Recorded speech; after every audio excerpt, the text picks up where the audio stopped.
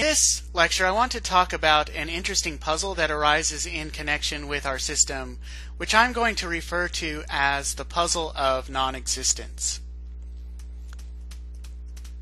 So, sentence, Pegasus does not exist. This sentence appears to express a truth, and it is a sentence that we should want to be able to represent in our system. It's a sentence that's of the same sort of form as the other sentences that we've been able to represent in our system. So the question is, how do we go about doing that? Well, suppose we let P abbreviate the name Pegasus. Based on what I said in the previous quantification and existence lecture, it seems the way we would go about representing Pegasus exists. So forget about the claim that Pegasus does not exist for a moment. Let's just think about the claim that Pegasus exists.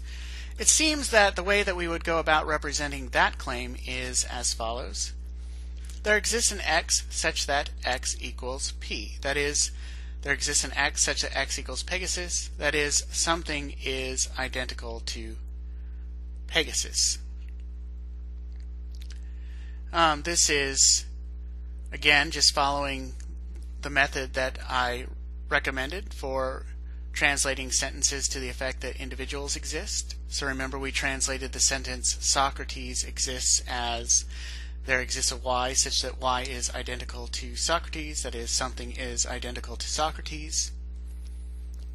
Okay, well, if this is how we represent Pegasus does not exist, if this is how we represent Pegasus exists, then the way we would go about representing Pegasus does not exist is just to take the negation of this sentence, just to take the negation of our translation of Pegasus exists. That should give us Pegasus does not exist.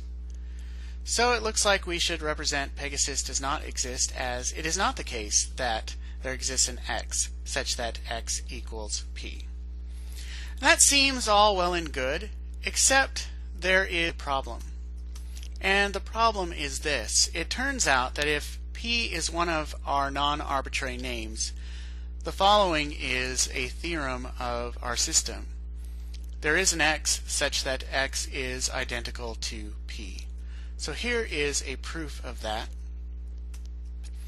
We write down P equals P via identity introduction, and then an application of existential introduction gives us there exists an x such that x equals P. Okay, but if there exists an x such that x equals P is a theorem of our system, then the negation of that sentence turns out to be a logical falsehood. But the negation of that sentence is how we translated Pegasus does not exist. So what this proof shows us is that according to our system, it is false as a matter of logic that Pegasus does not exist. And it is in fact true as a matter of logic that Pegasus does exist. Provided, of course, that we've translated the claim Pegasus does not exist and the claim Pegasus exists correctly. Provided we've translated those claims correctly, the claim that Pegasus exists turns out to be a logical truth, and the claim that Pegasus does not exist turns out to be a logical falsehood. Okay, but that can't be right. Something had to have gone wrong here. It is not a logical falsehood that Pegasus does not exist. Well, here is a suggestion. Maybe the problem is with how we've been translating existence claims. So take the sentence Socrates exists again. In the quantification and existence lecture, we took that sentence to be equivalent to there is such a thing as Socrates, and we took that to be equivalent to something is identical to Socrates. But why go that route? The sentence Socrates exists looks for all the world like a simple subject-predicate sentence. So why not translate the sentence Socrates exists in the way in which we've translated other simple subject-predicate sentences? That is, why not say let E stand in for the predicate exists and translate this sentence as follows. ES, for Socrates exists. Okay, if we follow that suggestion, we might translate Pegasus exists as EP. And then we could translate Pegasus does not exist by taking the negation of this sentence. That is, we could translate Pegasus does not exist as it is not the case that EP. And the negation of this sentence is not a theorem of our system. So our system does not tell us that this sentence is false purely as a matter of logic. And that's a good thing. So why not just go that route? Well, there's another problem in connection with this suggestion, and that problem is this: the following sequent is valid. It is not the case that Pegasus exists. Therefore, there exists an x such that it's not the case that x exists. Here's a proof of that sequent. So we begin by writing down the premise, and then we get our conclusion via a simple application of existential introduction. Well, what the premise of this sequence says, given our current translation proposal, is that Pegasus does not exist. So what our conclusion says is that there is something that does not exist. So if our premise is true, then it follows that there is something that does not exist. Well, could that be true? Could it be the case that there is something that does not exist? Well, some philosophers say yes. So the philosopher Alexius Meinong held that there are things that do not exist. Meinong held, for example, that there are unicorns. They just don't exist.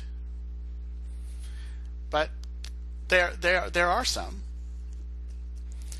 And some contemporary philosophers endorse this view, but many other philosophers think this view is either obviously contradictory or unintelligible.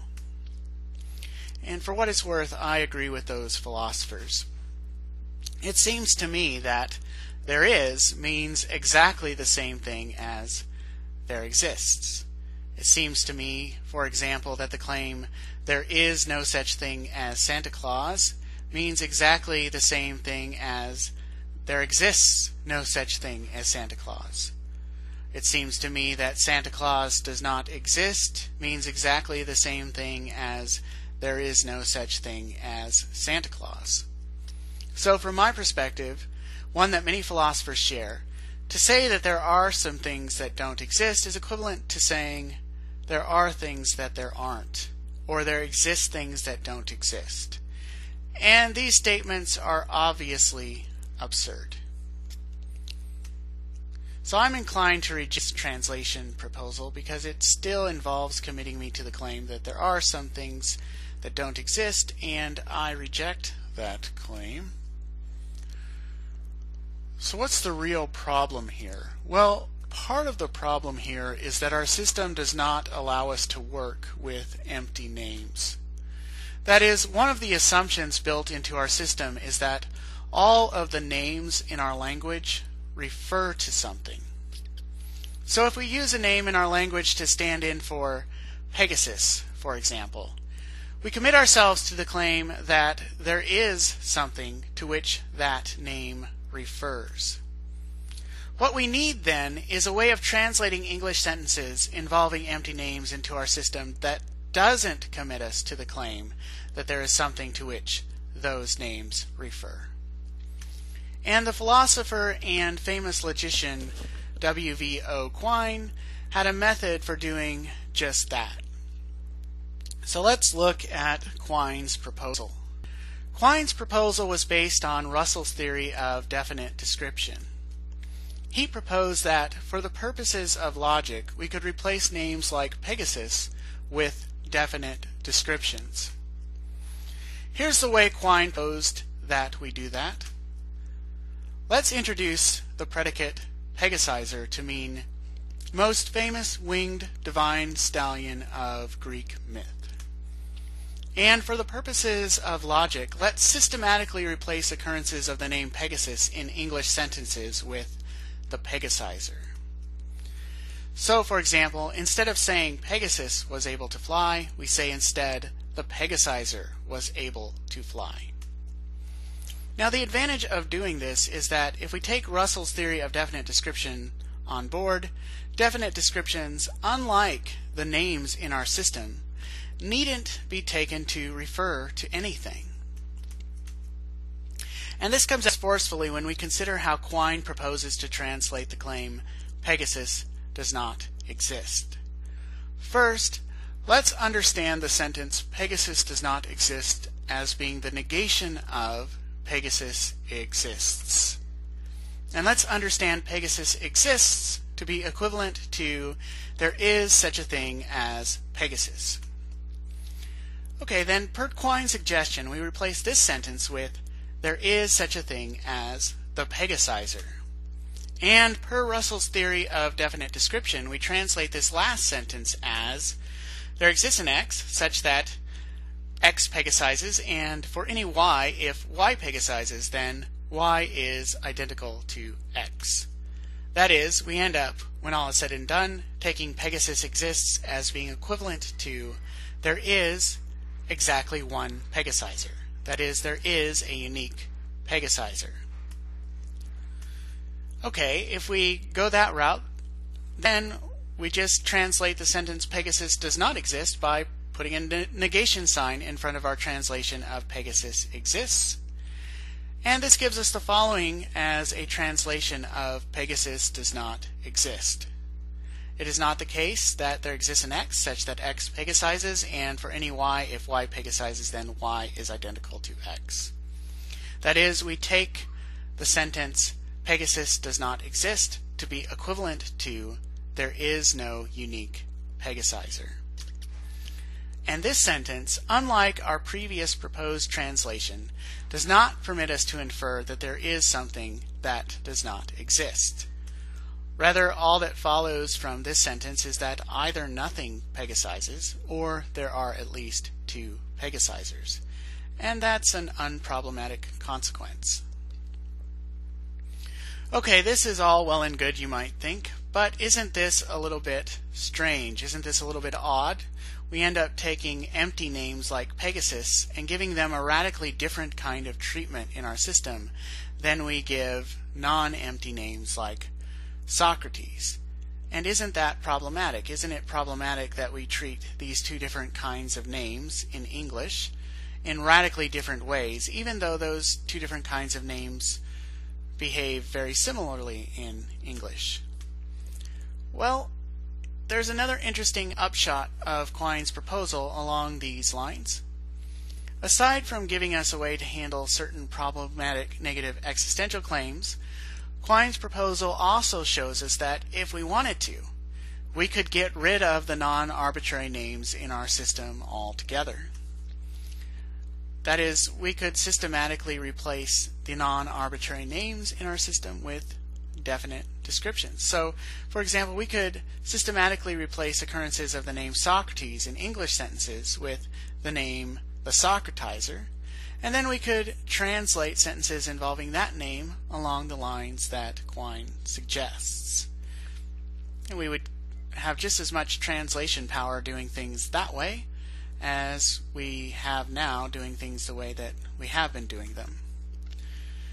And this would allow us to treat all English names, both empty and non-empty, alike for the purposes of logical analysis. And this fact, the fact that we can treat empty names and non-empty names in English alike in this way, and the fact that we can systematically replace all of those names with definite descriptions, has a number of other interesting philosophical consequences. Unfortunately, we will not be able to discuss those philosophical consequences further in this course, but I hope that some of you will take additional courses in which you do encounter discussions of those consequences, and if you do, then this lecture should have prepared you for that. In any case, this is my final lecture, and I have very much enjoyed teaching this course.